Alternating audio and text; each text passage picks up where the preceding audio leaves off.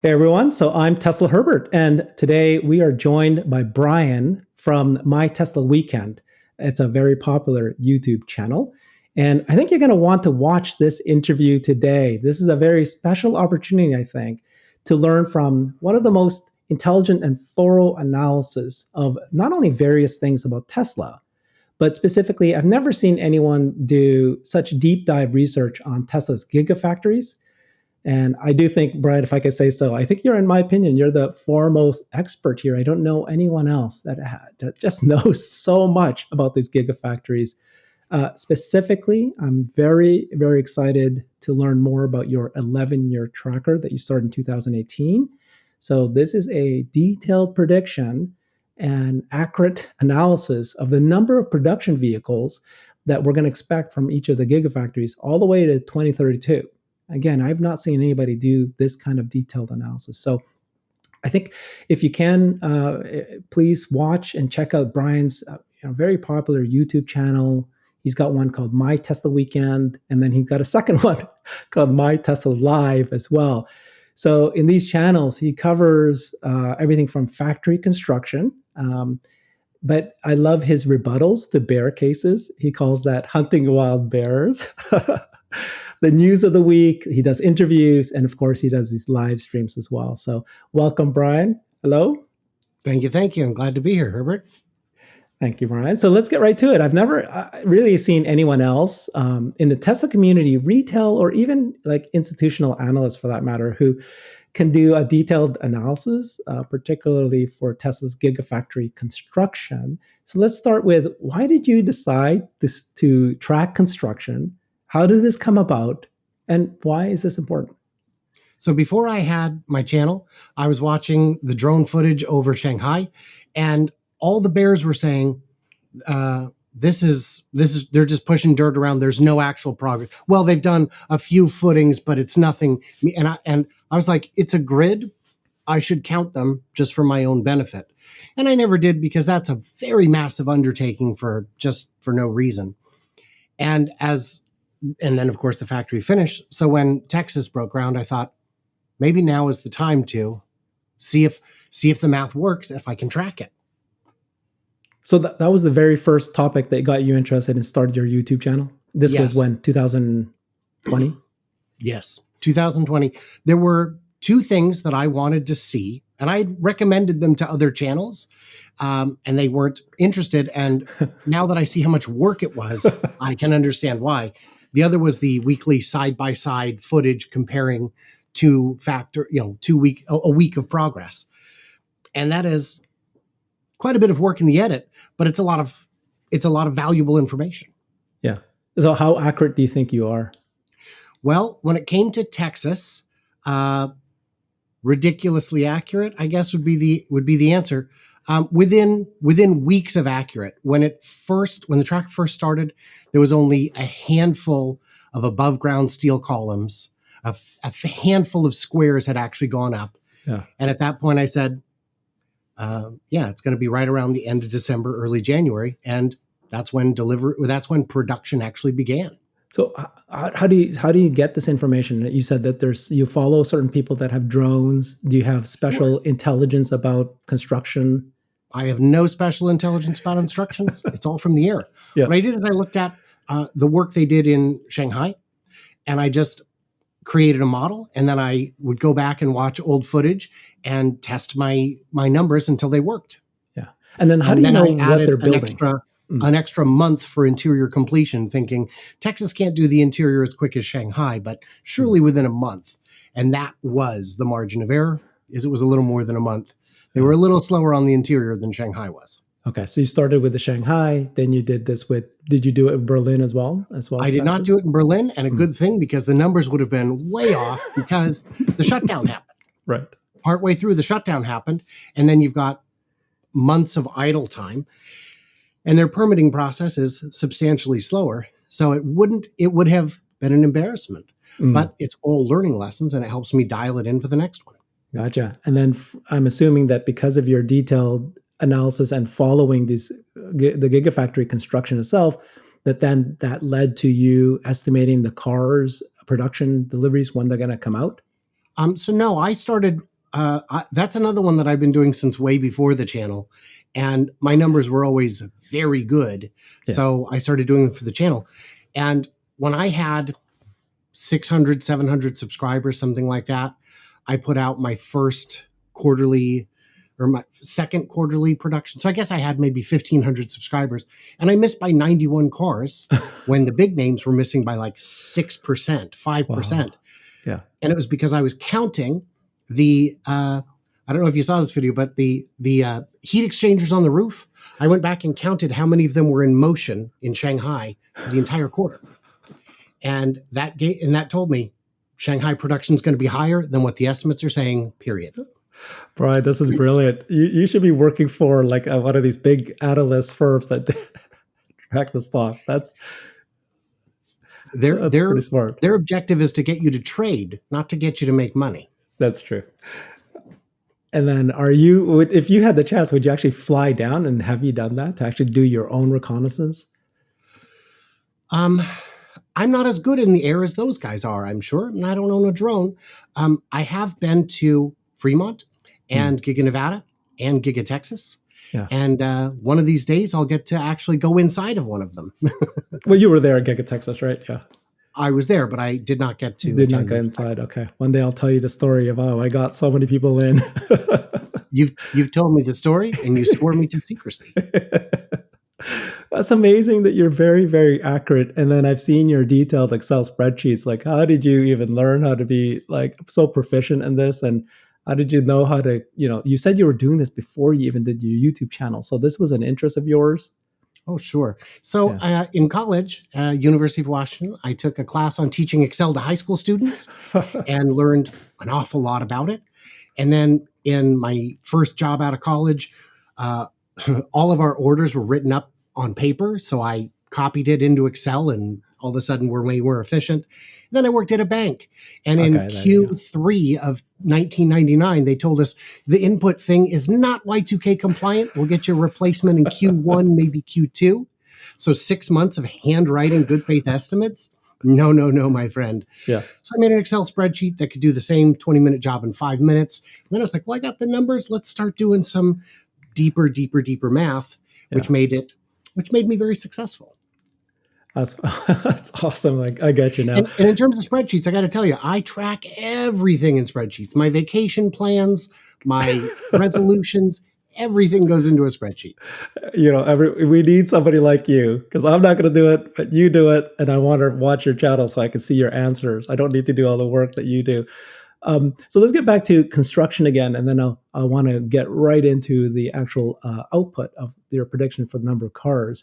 I love that you do the construction, and I think that with that knowledge, there's a little bit of an extra understanding of production and why your production numbers might be more accurate than others.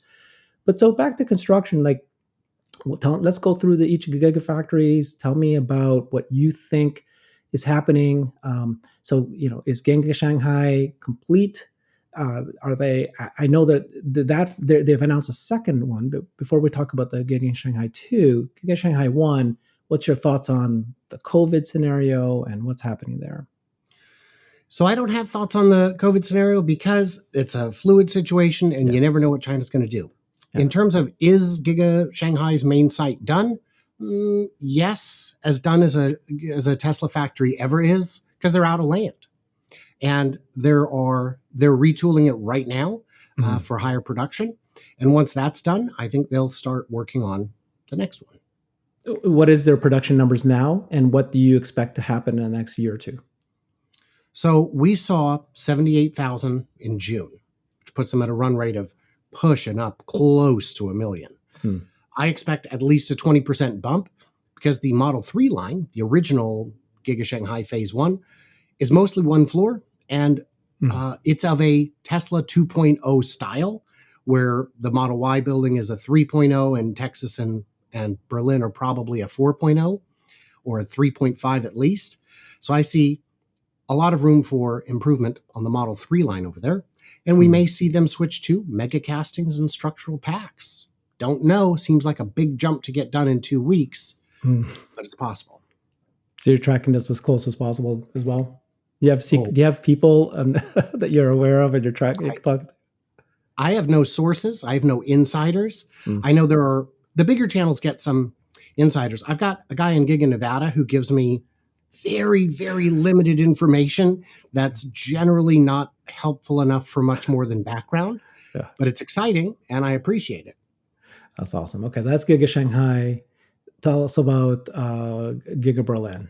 Is that at max? What are they producing today? Are Oh. they going to be additional? How fast will they grow? So we know they got to 1,000 a week, and we know they're going to be expanding beyond that.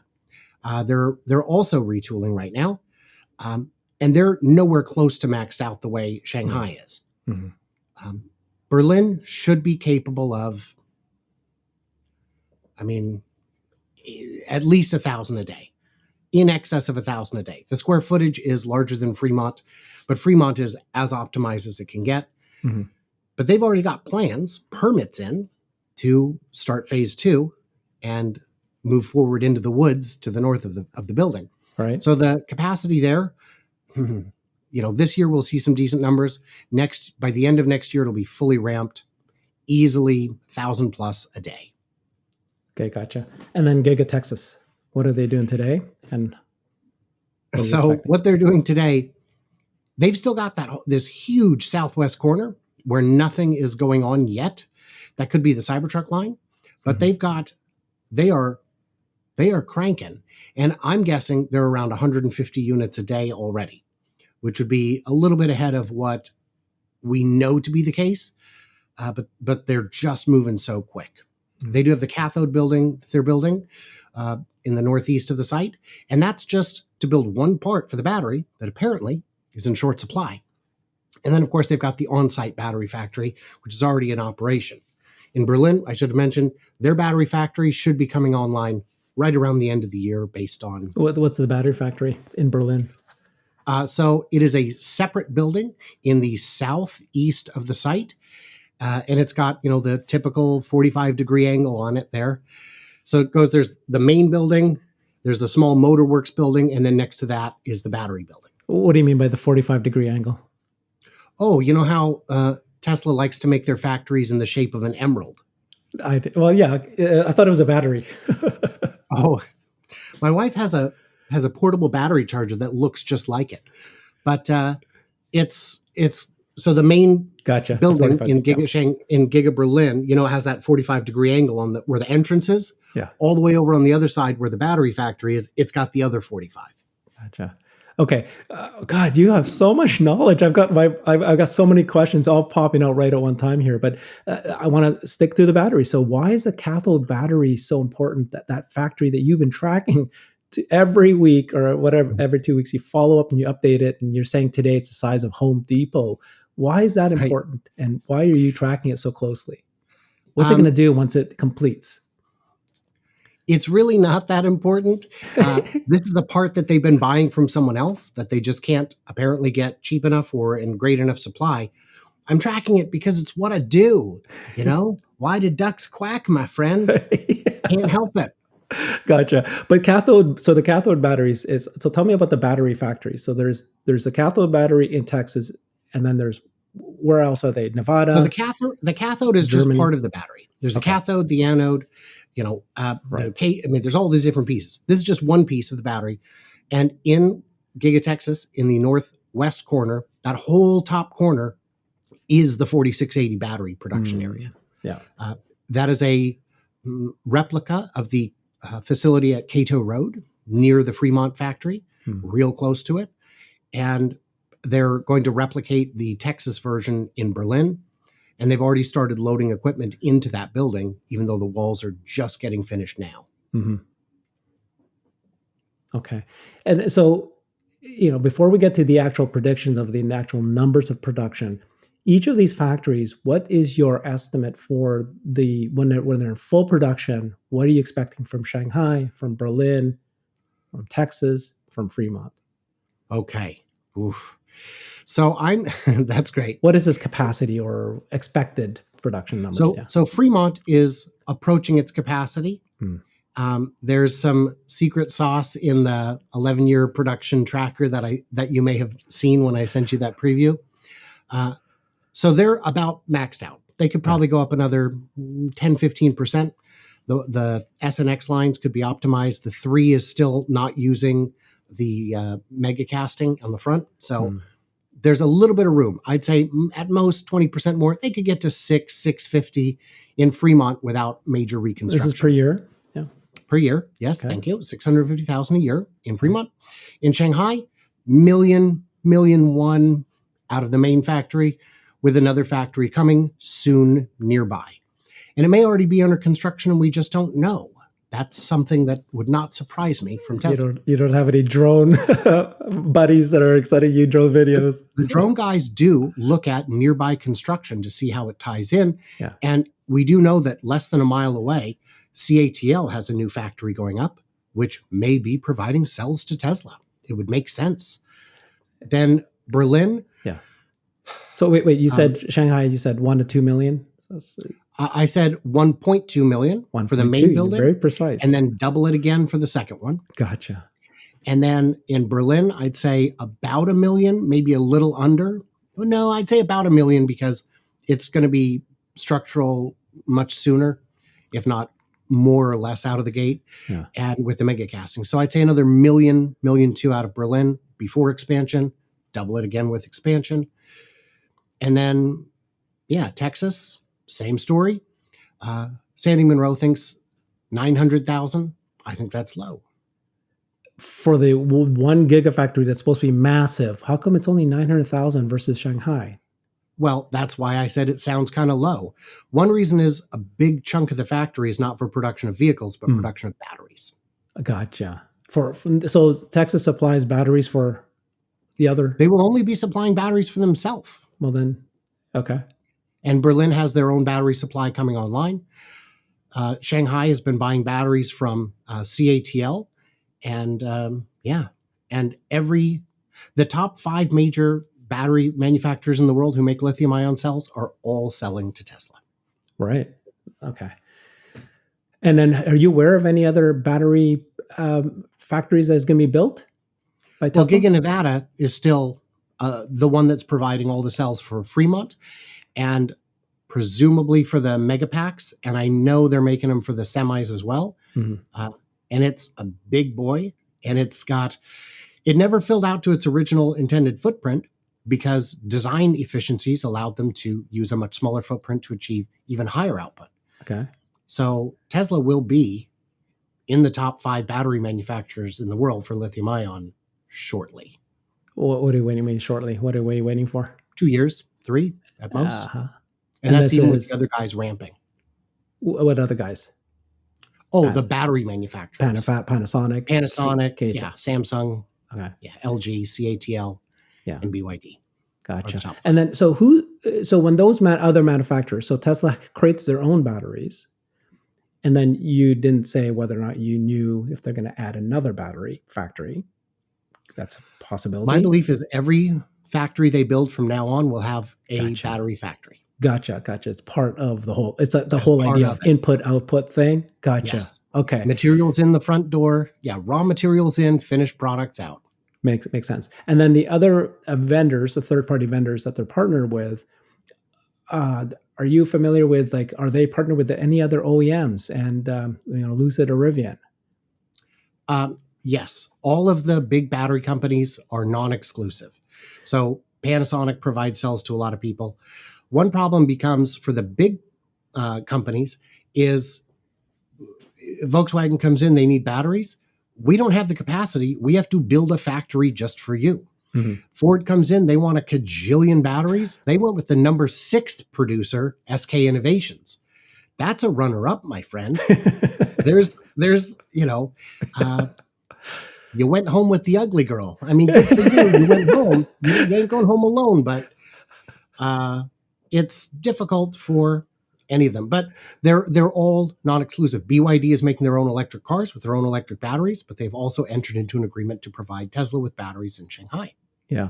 What I heard, and tell me if I'm right or wrong, but I heard that these third-party vendors have partnered with Tesla because they're the big producer right now and they have the big need, and they probably locked them down for long-term contracts. And Without a doubt. But they obviously want to sell to other manufacturers other than just Tesla.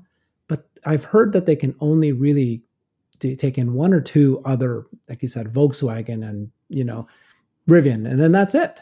The rest, they're not going to be able to, they'll be like way back in line at some point, and they're all going to be, like you said, looking for somebody else to create them the batteries. So agree completely, though I would say you would want to partner with one big company and then any other small companies you want, because trying to take on both Tesla and Volkswagen would be too much. It'd be too many. That's my too point. much demand. Yeah, Tesla's already got kind of racked up. And like you were saying, because Tesla is all in on EVs and the biggest dog in town, they are the buyer of choice. Yeah. If you're short this month, you don't want to short your best customer. Right. But Rivian, Lucid, they can wait a month. Awesome. Okay, well, there's so many more questions I have on the factories, and again, you're showing your strength, man. I don't know anyone else who knows this inside out. I could ask you what carpet they have; you'd probably be able to answer. But let's get to the 11-year tracker. So you started this in 2018. You've got kind of guesses and estimates of the number of cars that are being produced by Gigafactory by year. You did it all the way to 2032, and then what I love about what you did was you also show it not only in the neutral and bull and ultra bull cases, which is what most people will do. You did everything from ultra bear to bear, ultra bear, bear, neutral. Base case, bull case, ultra bull. Yeah, because so I had it in 2018. I wasn't using it then. I didn't publish it then. I only decided to publish it last year. All right. The ultra bear case is important because what if everything goes wrong? Right.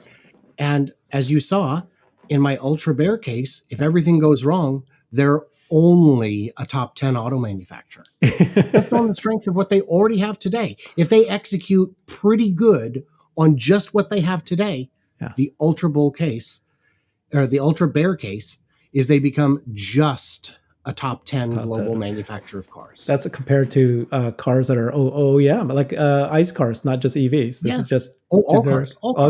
Yeah. I love that.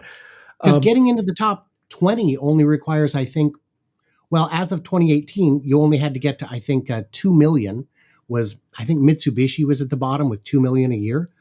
Well, that whole market has compressed because the shutdown hurt everybody except Tesla, who had already plotted a course 50% year over year. They didn't cancel their supply orders. So while everyone else was contracting, Tesla maintained their pace, not because the other guys were faltering, but because that was their plan all along. Gotcha. It's just their market share expanded because the other guys collapsed, imploded so bad. Mm-hmm. Oh. All right. So you started in 2018 for yourself. You just released it publicly last year. And I know that you only offer this to Patreon members. You gave me a sneak peek. But how accurate are you?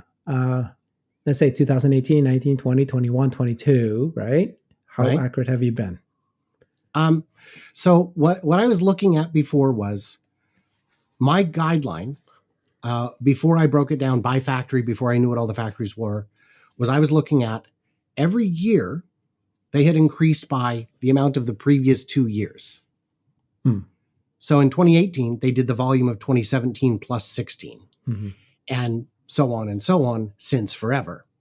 And that roughly correlates with that 50% year over year. Now, I didn't see Elon's, when the stock went public, he was interviewed on the street by some tech reporter, some finance reporter. And she said, well, what kind of volume do you think you can get? And he said, oh, I think, 500,000 by 2020. And she's like, what? Yeah, 50% year over year for the next 8 years. Okay. So, thank you. Thank you for your time. I mean, that's ridiculous. You can't do that. Yep. You can't. And it was on the dot. It was on the dot. So yeah, that 50% will fall apart, as anything that grows like that will. Moore's law didn't hold out forever because you reach practical limits. Elon wants to get to 20 million by 2030. Nobody makes 20 million cars. I don't think anyone has ever made 20 million cars. I think Toyota makes 10 million a year. 10-ish. GM makes 10-ish. Yeah. And GM was at one time the biggest car manufacturer in the world, and they still didn't make 20 million. Hmm. World was a lot smaller at the time, but yeah. Okay. But also And then GM at the time was bragging, we have 100 models. When you first started this, you weren't trying to do accuracy. You were just trying to track it first. Yes. And I would put out what the targets were and then just verify them, basically. Okay. Let's walk it through, if you don't mind. Right. Let's walk it through. You said ultra bear, worst case scenario by 2030. I saw your numbers, 4 million. If everything goes wrong, like just, high level, what is everything going wrong? No expansion. GigaShanghai modest. Well, yeah. If that assumes that Berlin does not expand, that assumes that Texas does not expand, that assumes that Shanghai does not expand, and that assumes that everything they're doing now, they just kind of execute on it a little bit better than before, because just those factories can get you to right about 4 million without any kind of growth. Just get them running, we'll hit it. Okay. And that's the worst case scenario. Yes.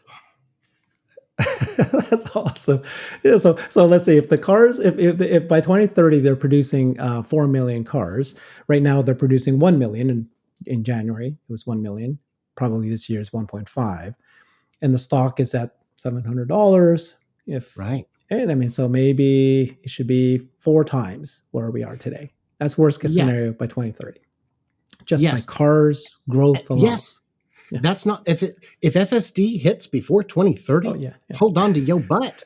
And it's but it's not valued as a car company. It's valued as all these other things, right? And they're still making mega packs. They're still making power walls. They're still doing all the other things. Any of that, but just car sales. Any of them.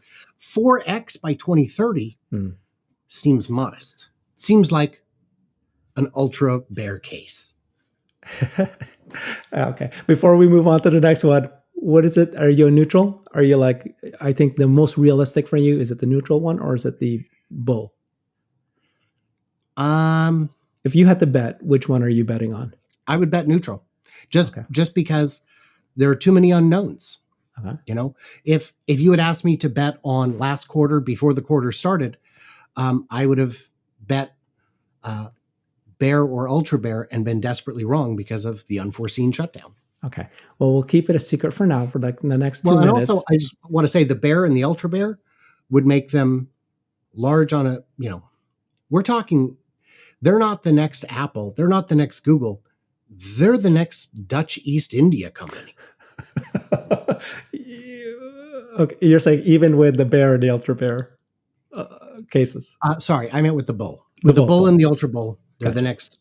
Thank you for the correction. Yes. Okay. Yeah. They're the Mars East India company. Which is the largest company ever in the world at that point. Yeah. Okay. So I just spoke with Warren. He's an ultra bull. I like the fact that you are this time a neutral. You're not trying to, you're much more realistic. And we won't share the number yet for neutral until we get there. So just hang on, guys, for 2 more minutes. Keep you in suspense.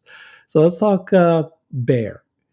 So what is the bear case? What is your thinking of how it's different from ultra bear, and what are the numbers? Well, I don't have it in front of me. I know. But I can grab it. Let me. Well, yeah, I can tell you your bear for 2030 was 6 million. Right. I'll grab it here. I've got it. Okay. Okay. I got to make this a little easier to read. Sorry about that. Okay. So you're asking about bull or bear? What are we asking? We just did ultra bear. I want to do bear now. Oh, okay.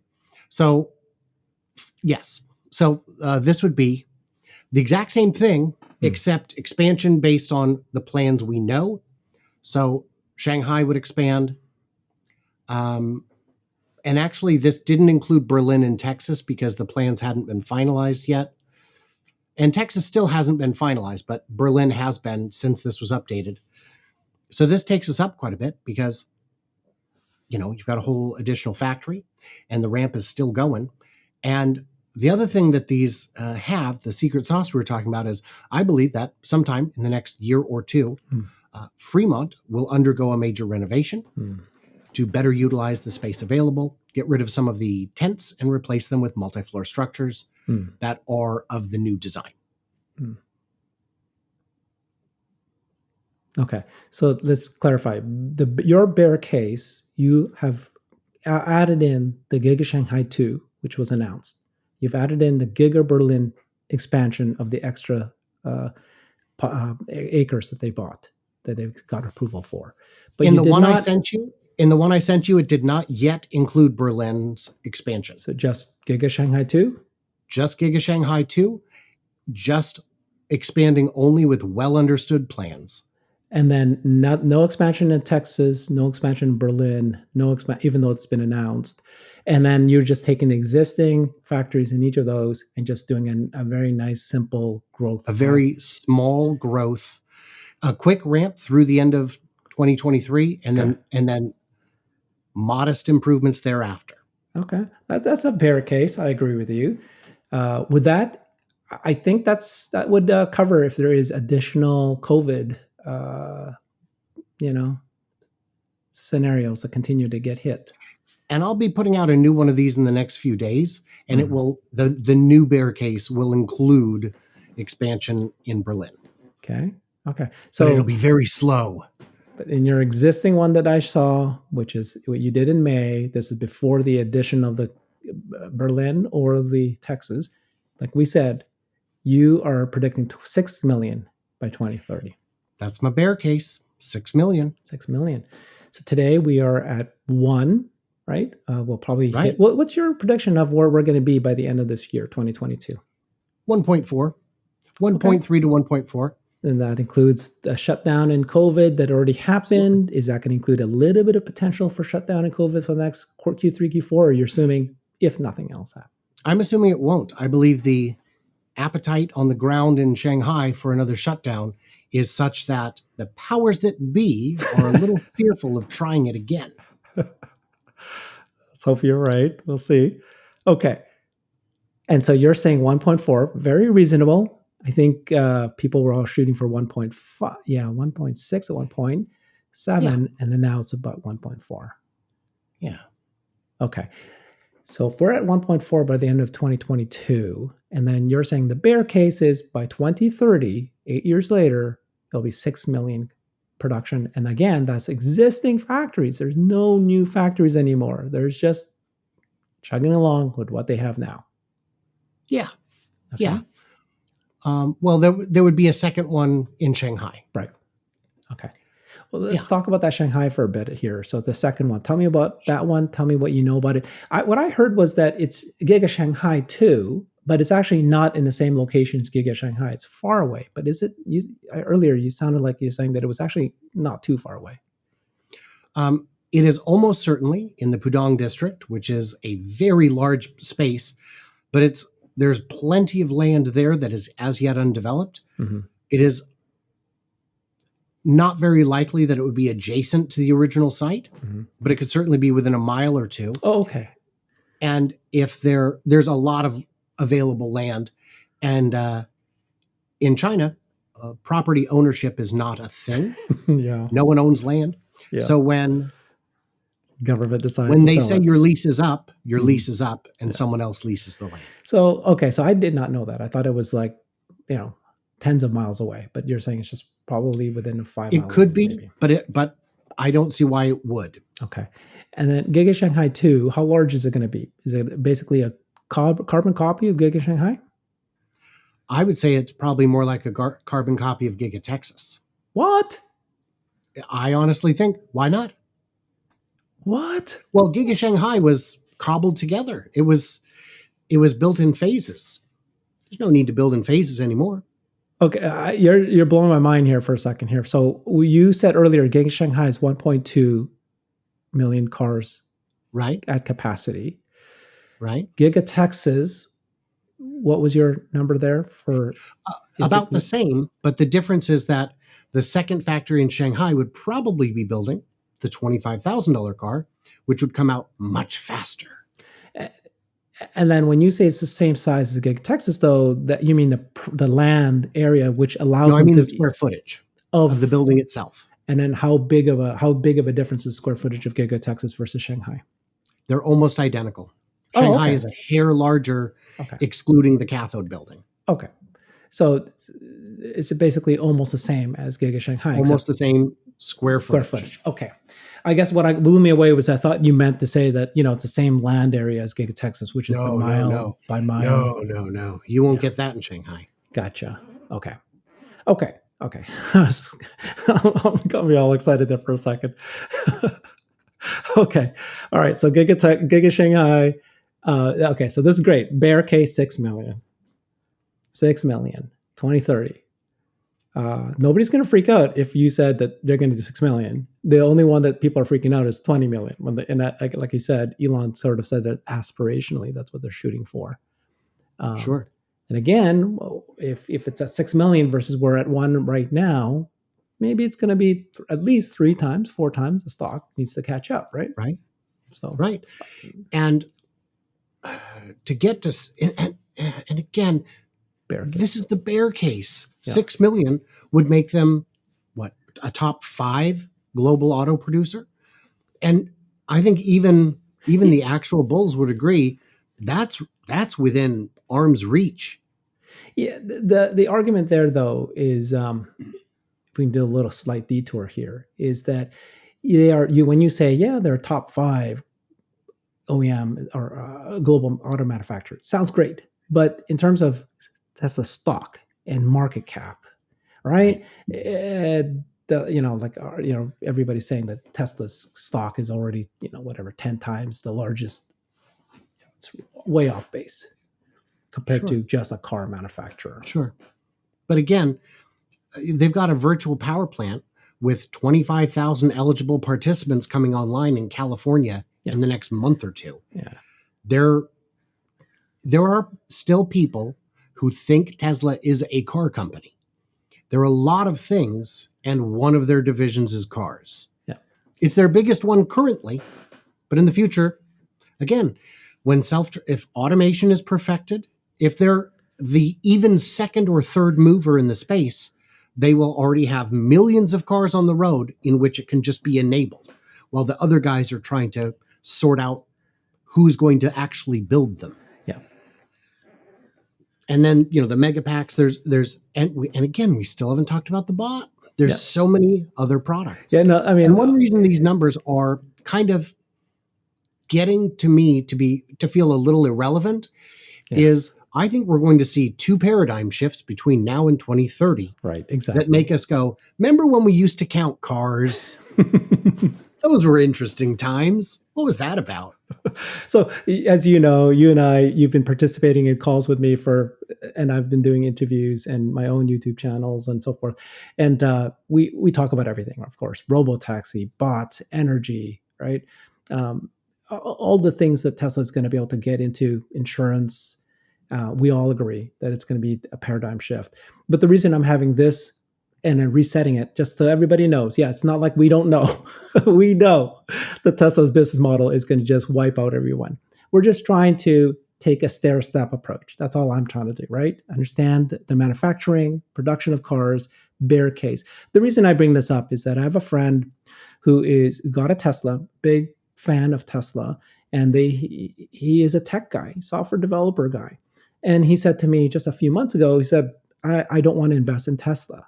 And I said, okay, why not? I'm going to get triggered, right?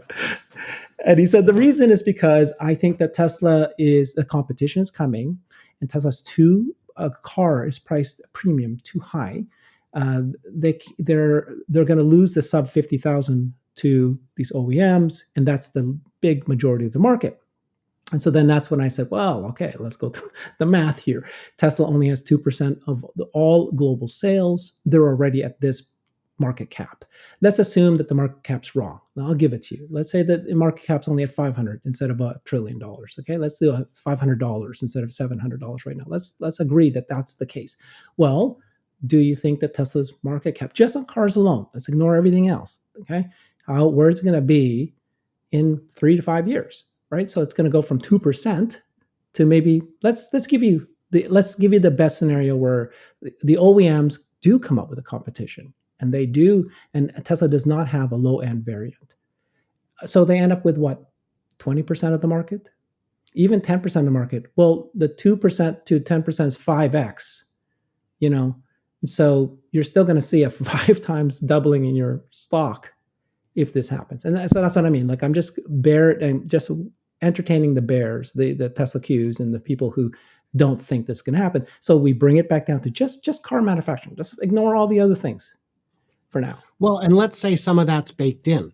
Let's say the first 2x is baked in, but the next 2x probably is not. Yeah. And is your stock, is what you're investing in really going to give you 300, 400% returns in the next 7 years, 8 years?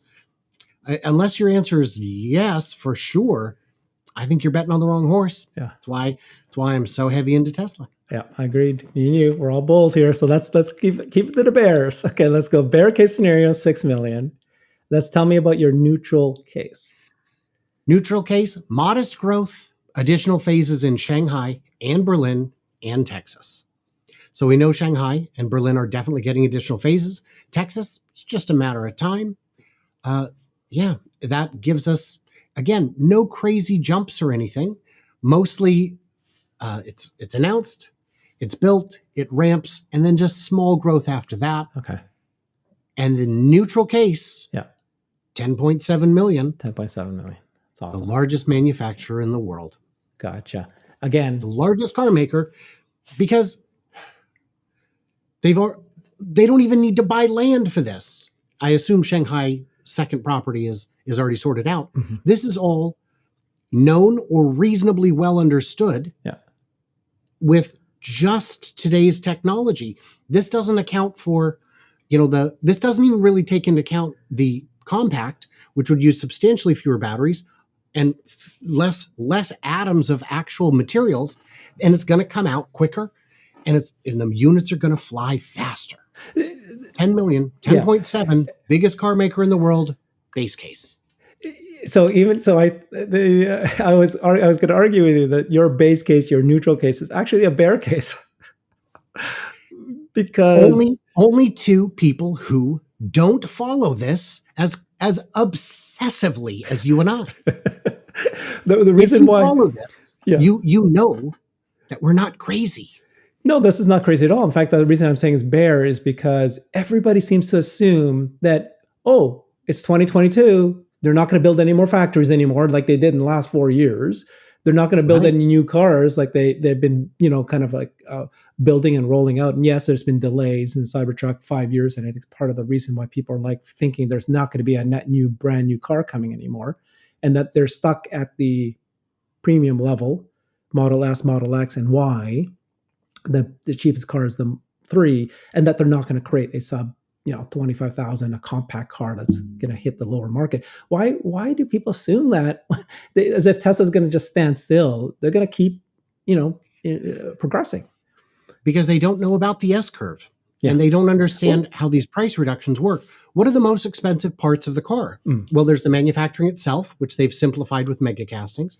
There's the battery, which they've reduced costs and added improvements of every kind in the 4680, especially if it's structural. And then there's all the FSD hardware, which is outrageously expensive, as all computers are today. What's that chipset cost 5 years from now, 10 years from now? Mm-hmm. Especially when the dies are all paid off and it's humming like a charm. The chips are going to be just like cutting edge chip from 8 years ago. How much does it cost today? Yeah, it's cheap. Yeah, and the current gross margin is at 32%, versus most OEMs they're at 7%, right? Or so less. even if those assumptions are right, the average car is under 30 grand. Check them numbers, my friend. In last year, the average price was 47,000. Right. Everything went up.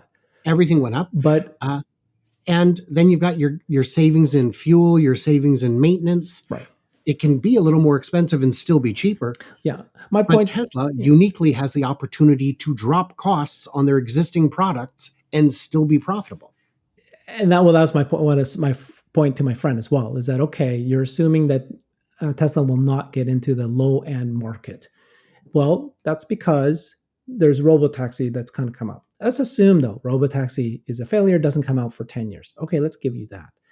Well, they have a 32% profit margin, and the only reason why they're charging as high as they can right now is because they can't produce as many cars, and they're raising prices, in fact. So you're correct. There is no cheap Tesla at this point.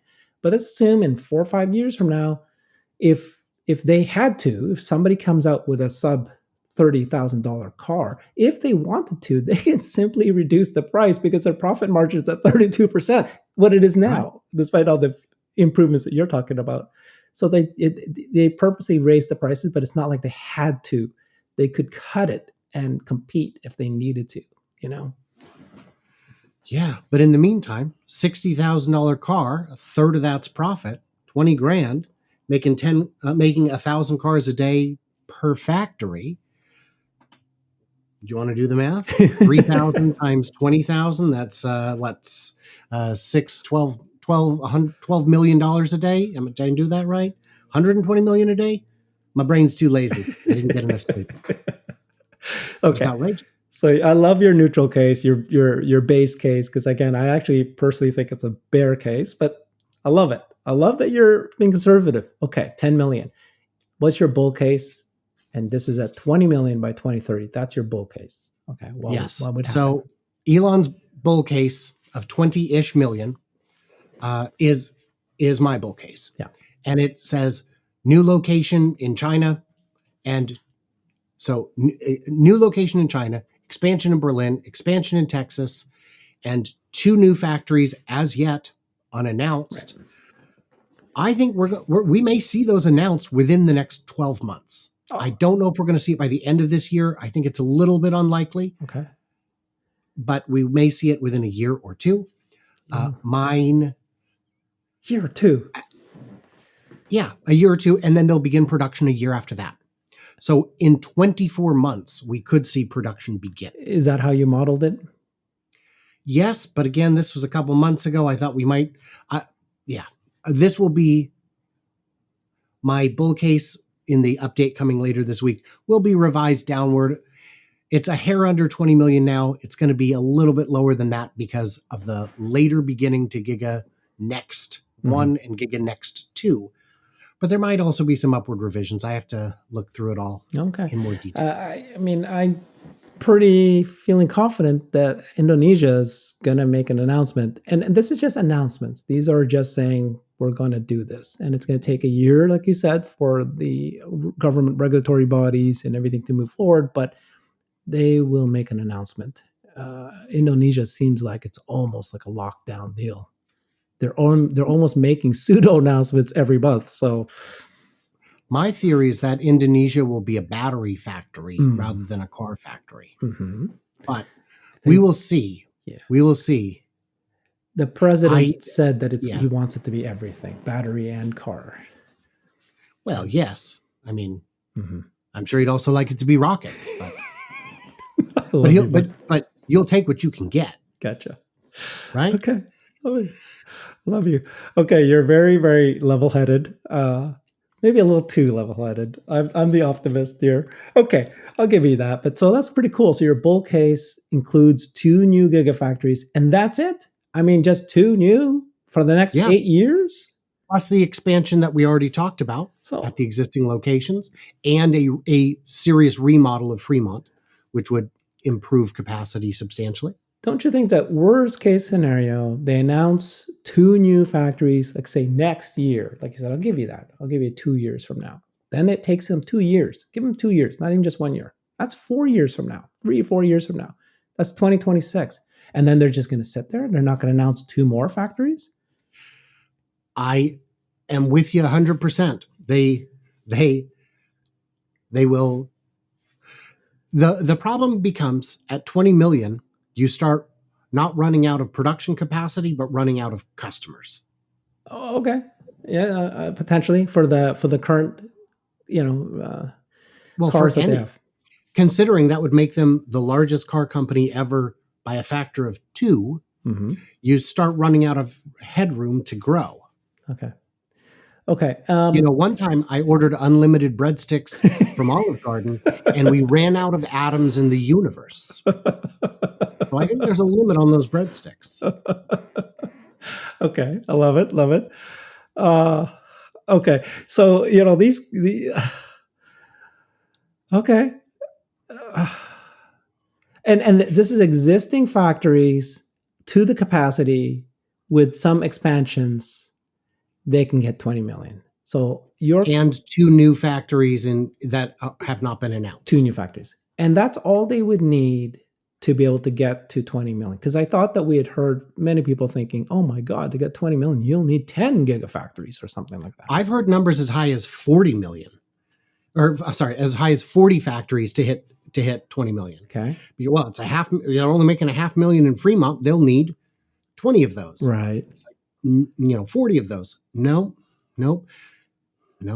I see. But to get to 20 million, well, we're saying 20 factories, but we've already got Fremont, Shanghai, another Shanghai, Berlin, doubling Berlin, Texas, doubling Texas, another new one, and another new one. That's already 9. I see.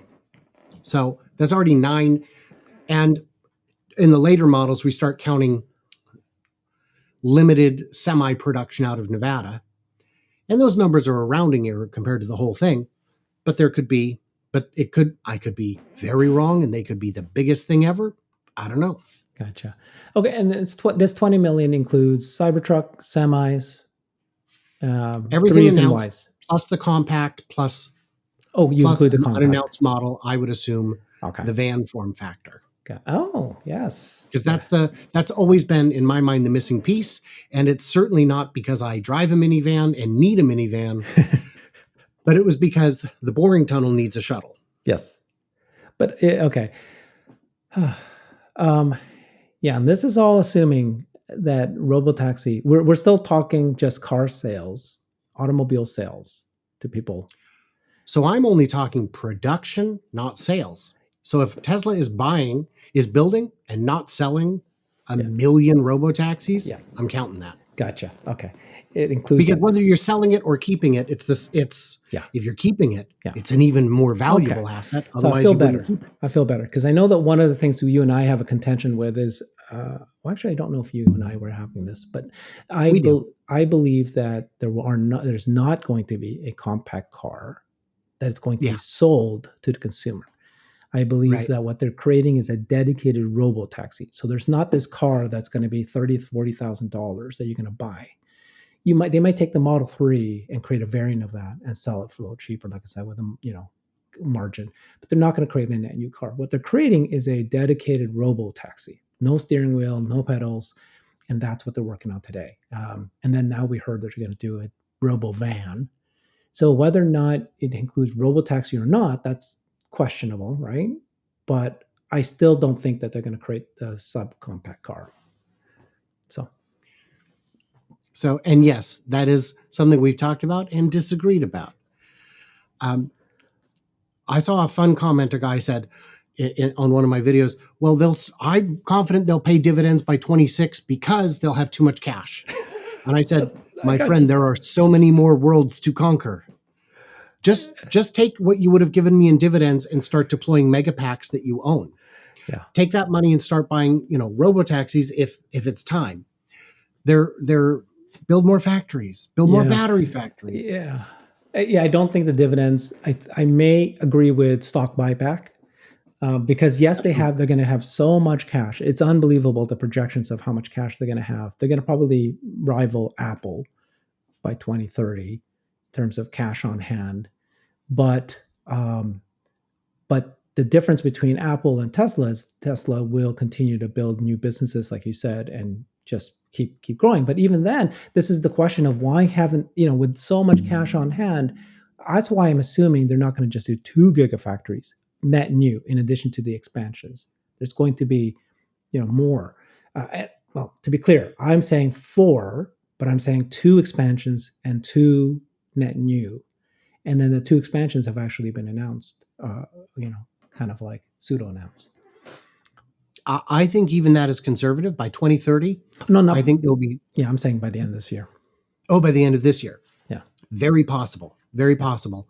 I would have agreed more strongly 2 months ago, but 2 months have passed. So Yeah, and we know that Elon was in front of the Tesla Silicon Valley owners club, and he was at GigaTexas, and he was kept bringing back the conversation how difficult to ramp up Texas has been, and Berlin, and so they're struggling, right? This is a struggle, but once they get past this, I just can't see them making the announcements, and it might delay the production, but they've got this under their belt by then. and it's not an existential threat. Yeah, it's not. They've got the cash to burn. Yeah. It'll be fine. Yeah, it'll be fine. So, okay, that's your bull case. I love it. 20 million. So you're feeling pretty good. Yeah. Feeling good. Yeah. I love it when you feel good. Let's tell me about your ultra bull. So, same thing, but with a third phase in Texas and Berlin, and a little bit more expansion on those two unannounced ones. And that's where I stopped getting crazy, because at 24 million, I believe they're running out of market.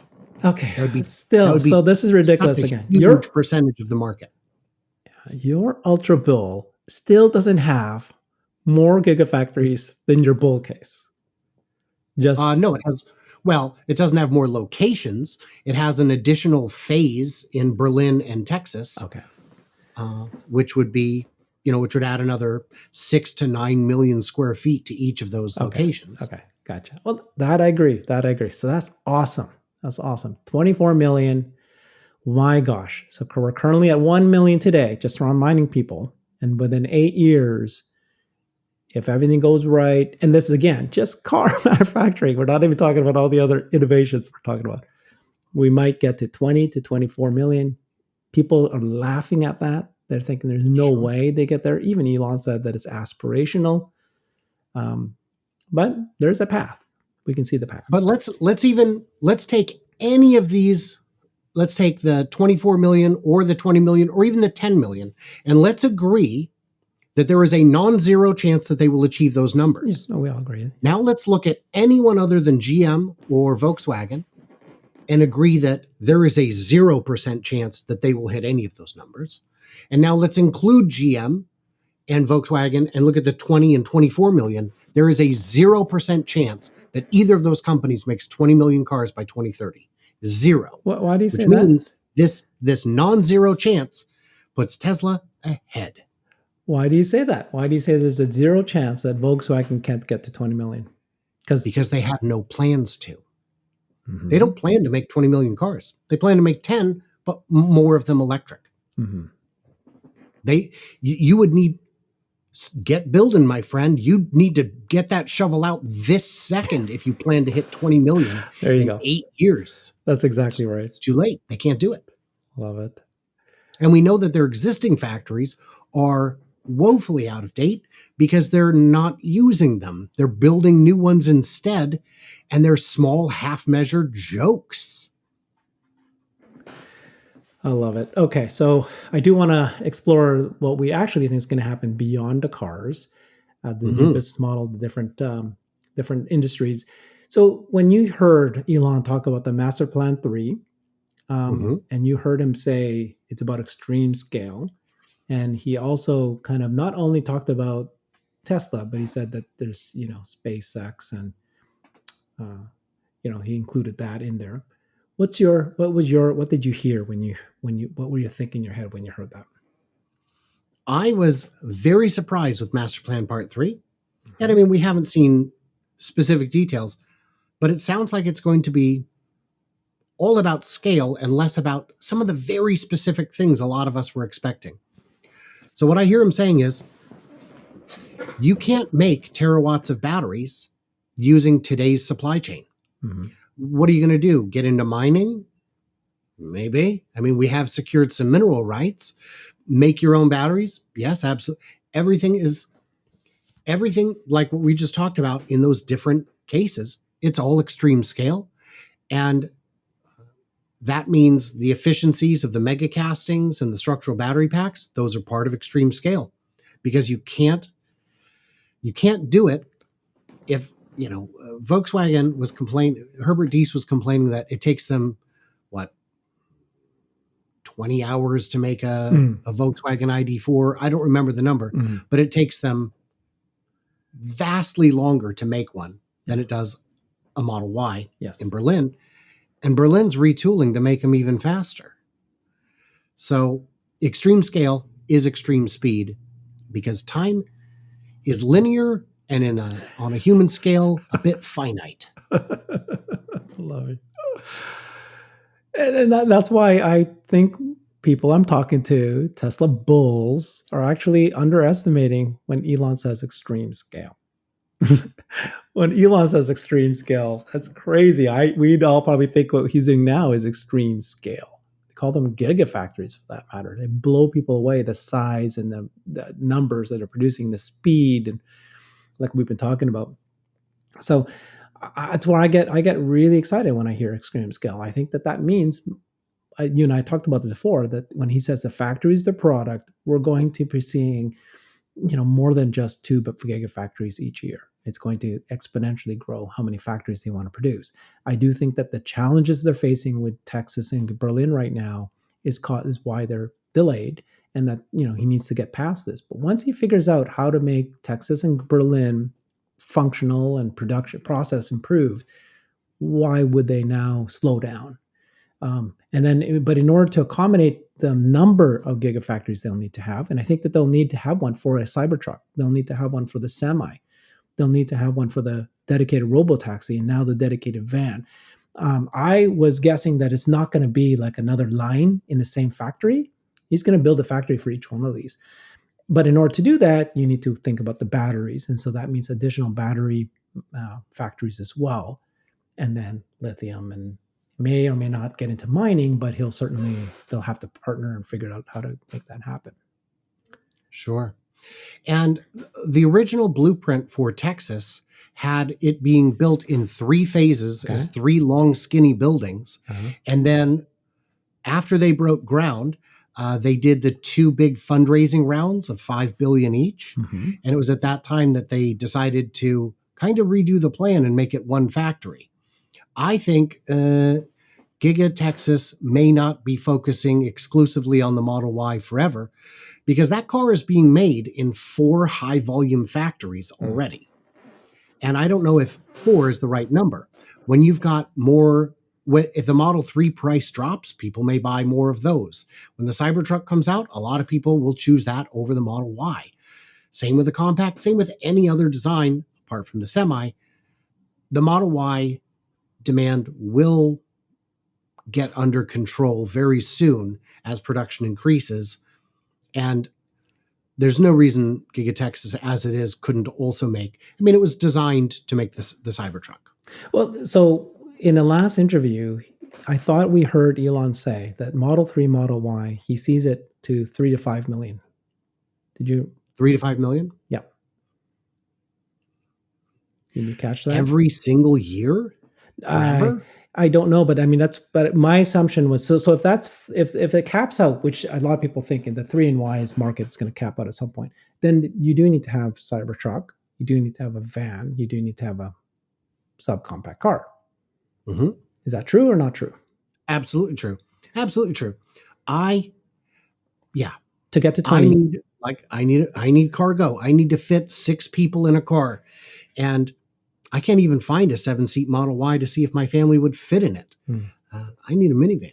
Do you know? So I just can't buy a Tesla right now, and I certainly am not in the budget range for a Model X. Yeah.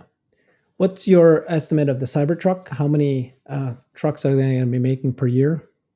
1 million.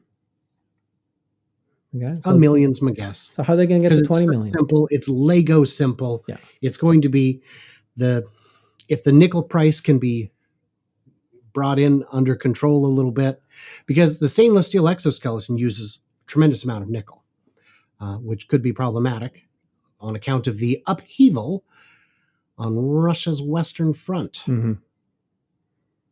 So we shall see. Exciting.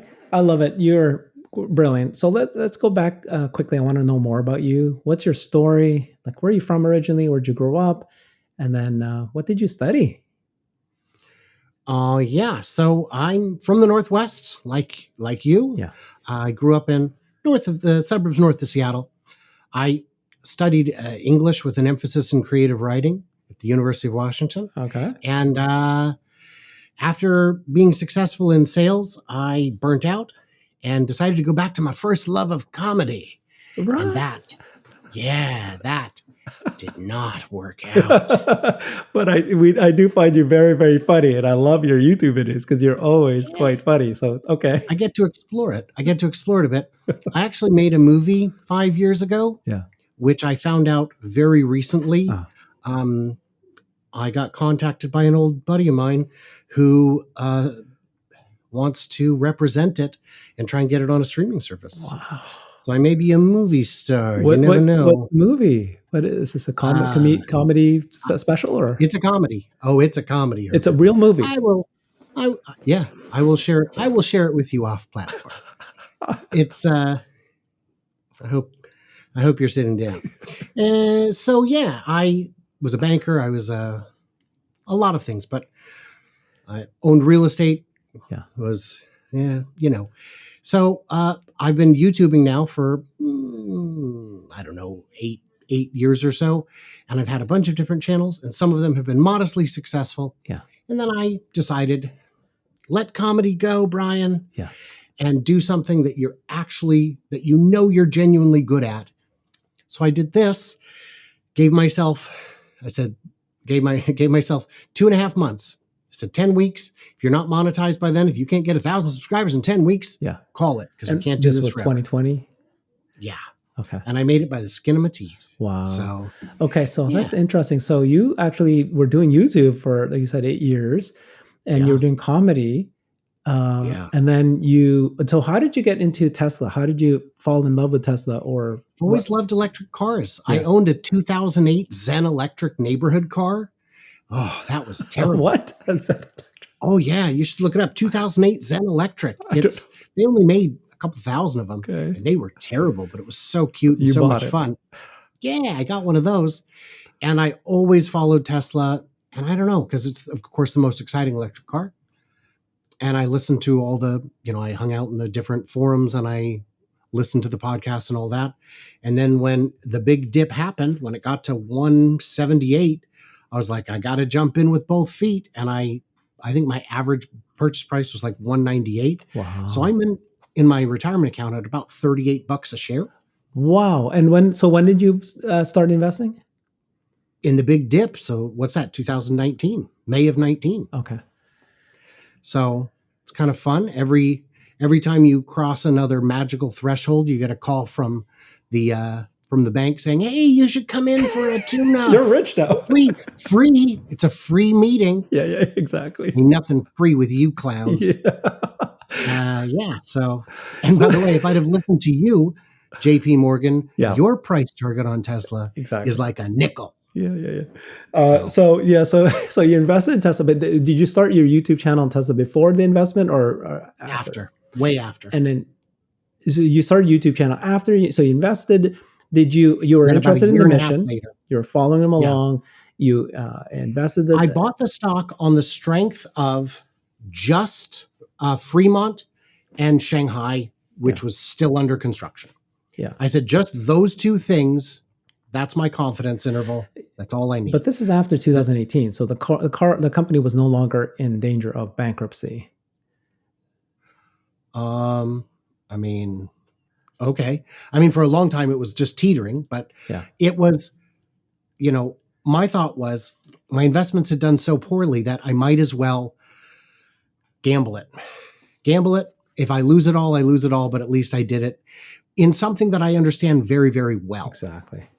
And that CyberTruck hadn't been announced. Yes. And it was early days. Early days. Well, most people know by now my story. I invested in 2012, so those are early days for me. It went up, and I'm very excited about it. And then it's been flat for 6 years. That's painful. I don't want to go through that again right now. So hopefully it doesn't stay flat for now. But you got your additional 20x there. Yeah. Well, I did not. I actually didn't get my entire, and I was all in already, but then I pulled out a little bit just before the 20X, and then I went back all in again. So I'm a 3-time startup founder, so I had to But pull you some still out. did good. I still did fine. I did still fine. But so that's interesting that, it's the mission that got you in, you invested, then you started your YouTube channel, um, and then you decided to make that switch. Are you now full-time YouTube channel? This is it? Yes. So we bought a different house. We sold the old house, bought a new house, and I had some money left over to try and make a go of it. Yeah. And every time I would start getting a little too close to the end, I would have a good month. Yeah. So I am quite certain I am the least, the lowest income of the full timers by a decent margin.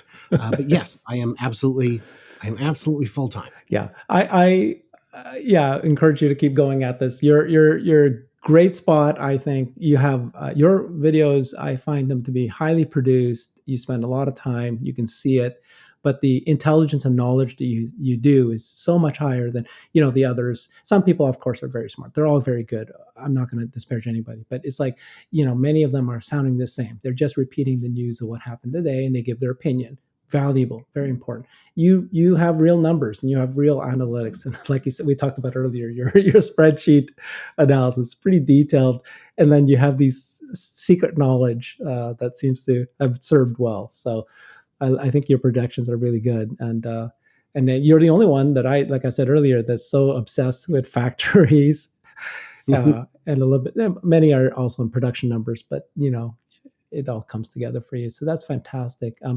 So let's some of the topics you covered in your YouTube channel. One of them was a CyberTruck. You had a couple videos on that, probably more. The one I saw was CyberTruck cost half the competition, and then you had this big one on the CyberTruck features and what makes it brilliant. Give us a summary of the highlights of those two videos. So the CyberTruck cost half was one of my first really difficult videos to make, in part because I had to animate. Nobody was really talking about the front and rear castings with the structural battery and the origami shell. How do you animate that? Wow. And so I went and just played around quite literally with an online Lego builder and just put all the pieces together and then just animated it. But it's simple to build. It has no redundant parts. It's going to have the cheapest battery on the market. It's going to have the lowest curb weight on the market. That means you're going to have cheaper brakes, cheaper wheels, cheaper tires, cheaper suspension. And then you've got the weight reduction from those. Now your battery takes you further. Now just make the battery smaller. You lost some more weight. It's a cascading effect. And it's going to make it cheaper to build. Whether it's cheaper to buy is another question, sure. But that goes back to the profitability and just having the flexibility to move it around. In terms of the features, all these new trucks have a lot of bells and whistles, many of which were not available on any truck before, like AC inverters where you can plug stuff in. It's, until it's out, it's not super important to discuss or argue. But the people are saying, it'll never sell. Okay, great. Bet against it. Let me know how that works out. Yeah, I love that Elon keeps repeating that he's saying this is going to be the most technologically advanced car that they're going to make, product that they've ever made. So I think he's teasing us. Is this Cybertruck going to float? Is it going to be able to go on water? Out of, in factory mode, maybe not. Retrofitting it would be, I assume, quite easy because all you need is the gaskets or, just confirm your seals. But I don't think that's an objective. No. Because I think too many people would drive it in salt water and that would cause warranty repairs to go up substantially. I think it's going to have a lot of features, but again, we're still far enough out that it kind of doesn't matter. But it's such a striking vehicle. There's no logo on it. Oh, what do you need a logo for? The whole car is a logo. If someone asks you what that is, you will tell them, and they will never forget. That's right. That whole car is a logo. Yeah. um, that's Yeah. awesome. So what? Yeah. So what feature you think? Do you have any guess of what is going to be like the most striking feature? It's a guess, I guess, at this point. But do you have any hints? No, just the whole package. It's the thing you don't see, which is the ease of construction. These will be, once ramped, churned out faster than Jeeps were by the military, contractors in World War II. Yeah. Yeah. Because they only made about 400,000 of those. Yeah, and that's iconic too. That's an iconic shape, iconic car. So this is Elon said that he's estimating by this time next year, July of 2023, they'll start producing these, right? That's the hope. Any movement that you might have seen in the GigaTexas? Does this show you any movement in the factory development for the CyberTruck line? No, there was a news report recently that equipment had been ordered that would be used in the manufacture of it, but no report that it's been delivered or anything like that. And I believe it's going to be made in that big Southwest area where I believe the permit, the 500,000 square foot expansion permit, is just inside the building. Yeah. And I believe that's the area which would, to me, line up well with trial production beginning in about 6 months. Gotcha. Okay, another thing that you focus on, which I love, is the hunting wild bears section of your YouTube videos. You love to like tear apart some of the bear arguments, and I love your name, hunting wild bears. So, what are the top arguments by the bears, and which one of these arguments you think might actually make some sense?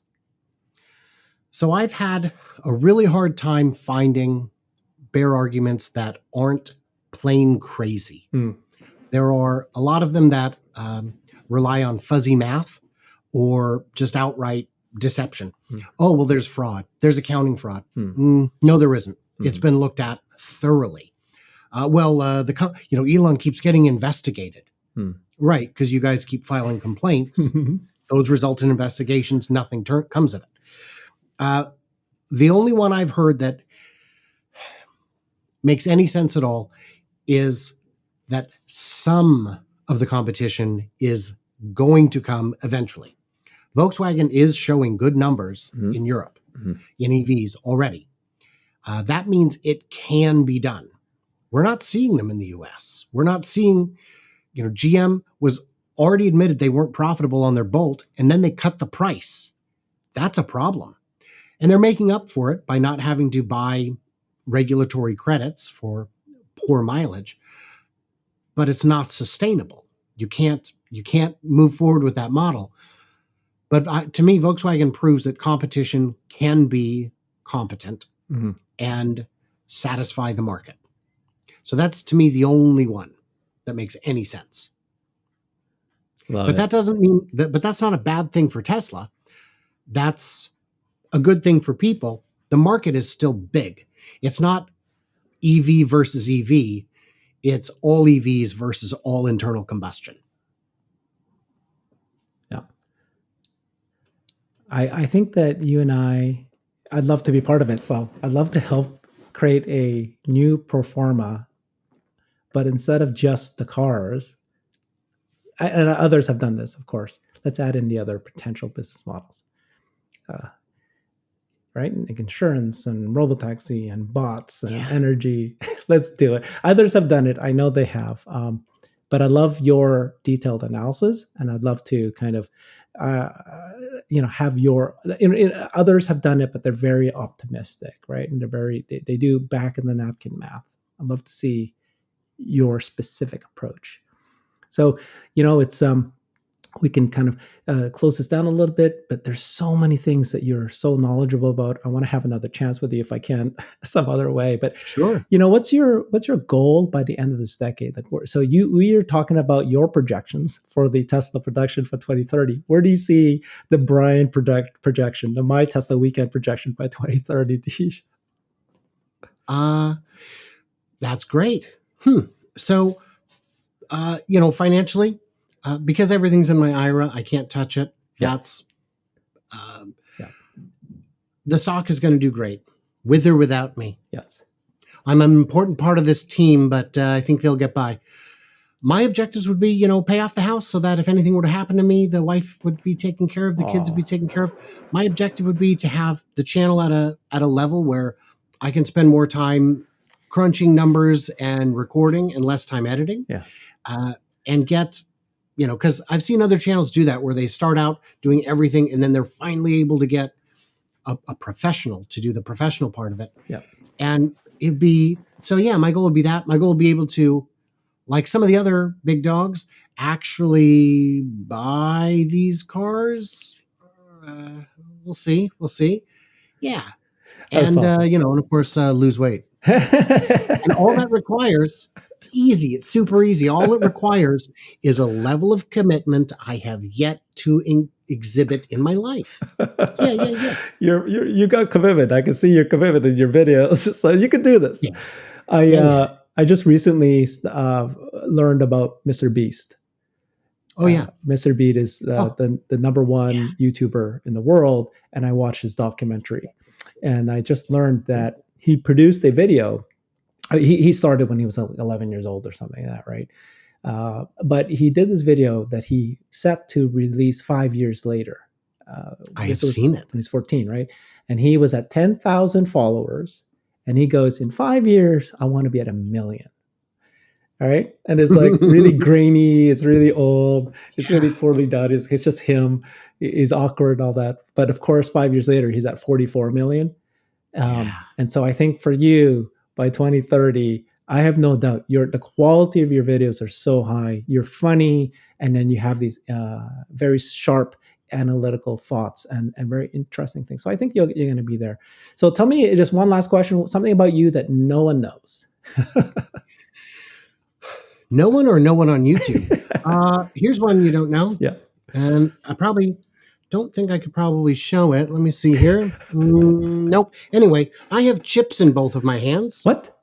What's a chip? Yeah, I have RFID chips in my hands. Okay. I can email you a picture or something, but they're so one does keyless entry at my old office, and the other one does NFC for it's got my business card on it if you wanted to scan it. And for that matter, I have magnets implanted in my hand so that I can. Here we go. So I could pick up wires. I love it. That's a good party trick, buddy. And let's see if this one's going to be strong. Oh my God. And but what it actually does is it allows me to feel a DC current, a DC electromagnetic field. I can feel it vibrate. So I have one more sense than you. You are odd duck, Brian. Very odd duck. Right? I want to get to know you better.